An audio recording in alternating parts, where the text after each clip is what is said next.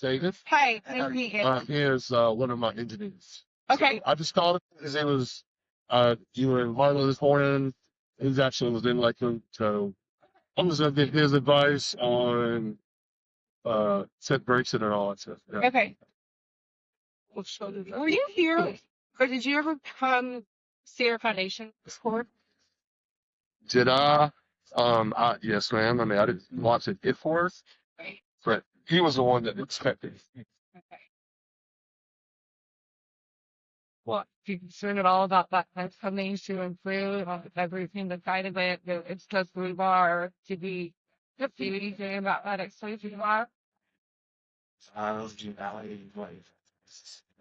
mean, the, the, uh, the rebar, as it comes through there, even if it's exposed on the side, it won't hurt anything, but it's usually that far away from it.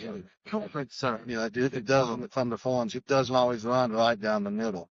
As long as it's in there, I mean, we use 3 bars and all they really asking for is 2 bars.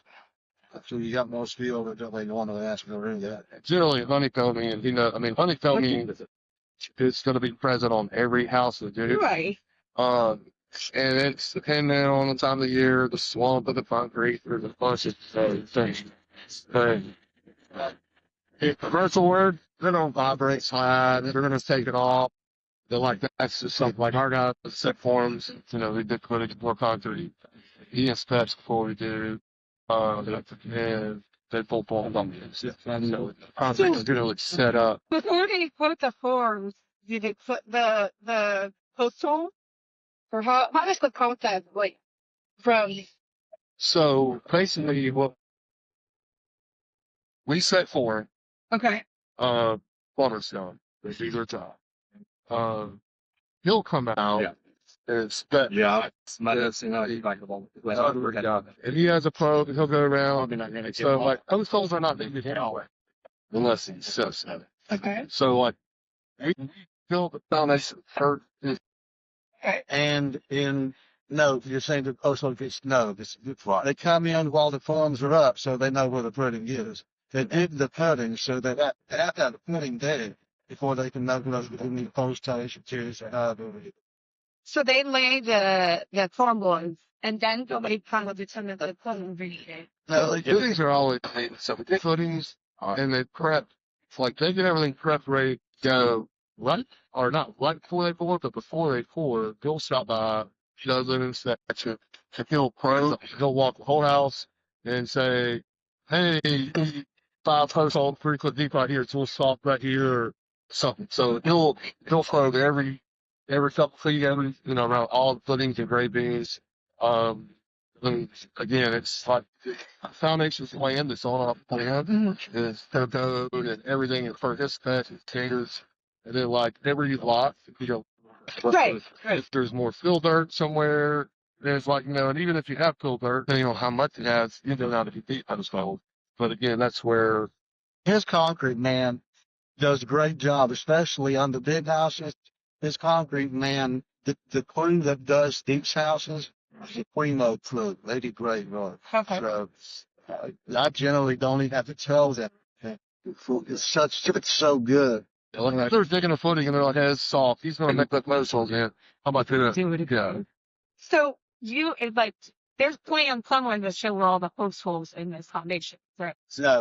No, it says on the plans that post holes as needed because they don't know what this ground is. If this ground's already rock, then there's not going to be a post hole in the whole thing. Right, but once they're supposed to not make any record of where they're slates at in the foundation? No, we just go around and check, and then they put them in, and they'll put them on. It's not required by code. We do everything that's required by Shelby County Code. Like I said, he also signed off on to certified it. He signs off on everything, and that's what comes down to. An engineer has looked at and inspected this. So do you, at any point, you see post holes? Like if they dig them, are they done like the day that foundation is stored? The post. The morning up? yeah, you go out and check it, and the day, it's usually the day before. That's the honor. I can't tell you something. It varies, but it's usually the day before. the post holes are done. I mean, concrete circulates more than The only time we ever really have a record of anything is if there's like, lots of work. Gotcha. And like post holes are like very common and happen all the time.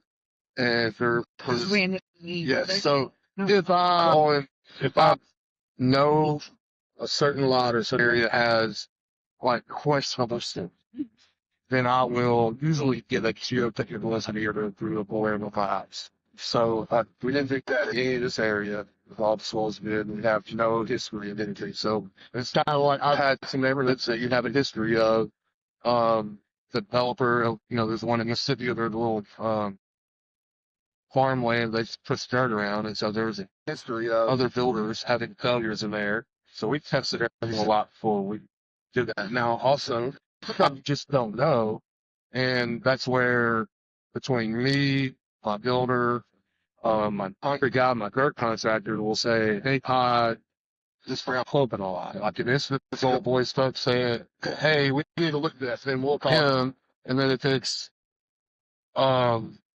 generally, that's what I'm going to just, he's like so fast prevented, and it's just as good. And if it's say, hey, you need to, yes, he's going to do that because he's taking responsibility for all this. So if it's deeper than, if it's subsurface stuff, he's going to say, hey, give him geotech. Okay. So we have any vortexing in these soil samples on this side? No. So there would have been like a patch everything on it, which is different from a before. And is it was the process required because there's a field up at this time? I don't know how it's built up is done. I know there was sun in the back. Well, I don't think it was 6 feet. Yeah, I mean, I think the drop off, I don't think it was 6 feet higher, but not the total. But I mean, if it was probably sold. So I don't know. Yeah. Well, I really, they just go down to the hard ground. The back percentage because they dug into hard ground. Well, and like you see what we did on the right side of your house where our foundation was 4 floors high. Yeah. That's because we dropped. We didn't want. We went to natural ground. That's why the corns were so tall and you saw 3, 4, 4. Yeah. We went to natural ground. I think there's a picture of it. Did you saw it? And do you guys trace the footing all the way around, or are they just place it? Yeah, so I showed you that dotted line that goes all the way around the house and all the great themes. That is where our guys have a plan to get all that by, and it's on our plan. So that's trenched out. Is it the same day that the foundation's poured? No. It's But no, I mean, it takes them a day to 2 days to prep the slab. Whatever they do. Oh. So that would be done like a day or 2 in advance. So I think that's the rebars that we're talking about. right. Right there. Yeah. You see that. You see you got probably 6 inches, 10, 20, 30. So that's probably 4 foot off the ground. And so that means on that side over there's actually 4 bars. Right. So because if you did that many forms, if you still have 3 bars, it's good. Actually, I watched it. Yeah, and we did that because we want to, number one, if I would have built the slab on that grade, and you would have had a really big slope on the side yard, so we dropped the corners, stay as close to natural ground, and then if soils where heat generally wants are like still dirt, you can put footings in fill dirt. And then what he would want to do is post holes to natural ground every so often. And usually, like on your house, it may have been the back right corner or the back left corner. So like on the back left of your house, and it's like this side of the house sticks out a little bit further, and that's when coming for him. I mean, what did you do with the tree? Like, did you cut the tree roots off the side before you were not ready to tree? Or what did you do about the roots getting? That's the cut in the tree, right? And then the roots got everything through the tree roots on. Well, I mean, it's like we don't unless the tree is. They tree would not within my requirements to take a tree down. And then also you have that when we on the tree, that didn't allow us to cut that. This is why all these trees are here. I mean, good tree doesn't look very healthy out there. That one's dead and that one's dead. Yeah. So, but like I said, Lakeland would not let you cut that, fix that for us.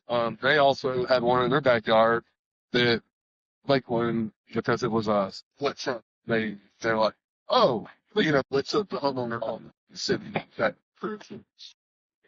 so yeah, tree roots. I mean, like I said, I have every. If it's close to the house, I have a tree out, come look at it, tell me what to do, we'll feed it, trim it, try to make it as healthy as we can. We'll, Right, but when we cut it, You didn't do the the roots good. die. No shrivel in a shape. They do not. No yeah. button. Well, here, Worry let's about the. Do we worry about the foundation? So this Do you know? this tree look. It was literally where the fence was. Yeah, it's all about fun. that was a long way west. Yeah. Right now. So Long ways up. yeah. And those trees are the root system as big as a cake. It goes out as far as it can be. But you're not talking about roots this big. You're talking about that was on the weird fringes. Okay. So not a concern for like running under and having any issues on that side of the house. Okay. And just so you know, I've done this stuff.